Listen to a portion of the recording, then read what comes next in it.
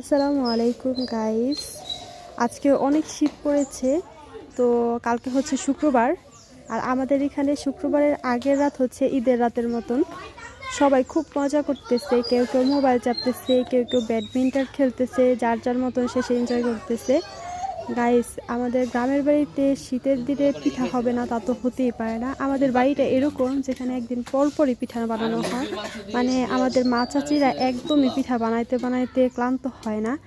আজকে তারা আমাদেরকে বানিয়ে খাইয়েছে হচ্ছে, আপনারা কি বলেন জানি না, আমাদের এখানে আঞ্চলিক ভাষায় বলে ধাপড়া পিঠা, আর হচ্ছে হয়তো বা শুদ্ধ ভাষায় বলতে পারে এটাকে চাপটি পিঠা।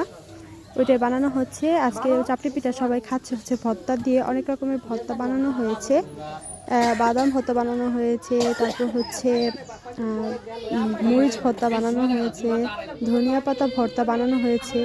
গাইস, আমি একটা আমার খাওয়ার পদ্ধতি দেখাচ্ছি। আমি আসলে সব রকমের ভর্তা একসাথে নিয়ে মিক্স করে তারপর খাই। আমার কাছে এভাবে বেশি ভালো লাগে, অনেক ঝাল লাগে। এই পিঠাটা অনেক মজা গাইস, সবাই মিলে খেয়েছি শীতের দিনে, আরও অনেক ভালো লেগেছে। আমাদের বাড়িতে প্রায় দিনকাই পিঠা থাকে। শীত আসতে না আসতে কিন্তু আমাদের বাড়িতে পিঠা উৎসব শুরু হয়ে গিয়েছে। গ্রামের প্রায় প্রত্যেকটা বাড়িতে এরকম পিঠা উৎসব শুরু হয়ে গিয়েছে। প্রতিদিনই কোনো না রকম পিঠা থাকবেই, কোনো না কোনো একরকম পিঠা থাকবে। আমরা না বানালেও আশেপাশে যে পাড়া প্রতিবেশী আছে তারা কিন্তু পিঠা বানাইতে থাকে, এবং শীতের দিনে সবাইকে দিয়ে খায় পিঠা। তো এটা গ্রামীণ মানে সৌন্দর্য। গ্রামের সবাই এরকমই, একজোট পিঠা বানালে, এক ঘরে পিঠা বানালে সেটা 10 ঘর মিলেই খায়। তো খুব ভালো লাগতেছিল। আমার চাচি দেখাইতেছিল উনি কীভাবে পিঠা বানায়। আসলে ওনারাই হয়তো বা শেষ জেনারেশন যারা এত কষ্ট করে পিঠা বানিয়ে খাচ্ছে। খুব ভালো। আমরা হয়তো বা আর বানাইতে পারবো না।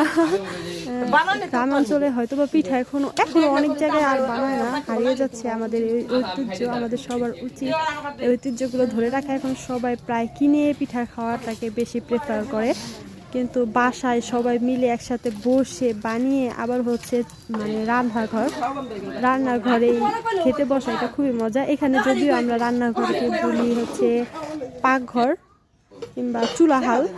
আমাদের গ্রামের অঞ্চলে এটাকে চুলাহাল বলে।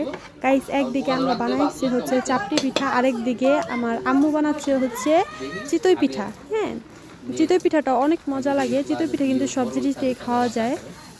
তো আমরা আজকে ভর্তা দিয়ে খাবো। এর আগে আমরা একদিন হাঁসের মাংস দিয়ে খেয়েছি, আজকে ভর্তা দিয়ে খাবো। গাইস, অনেক মজা। আমাদের বৃহস্পতিবারের আগের দিন রাত্রেবেলা কিন্তু অনেক অনেক অনেক ফান হয়। আপনাদের সবার বৃহস্পতিবার রাত কেমন যায় বলবেন প্লিজ। দাও এদিকে তো।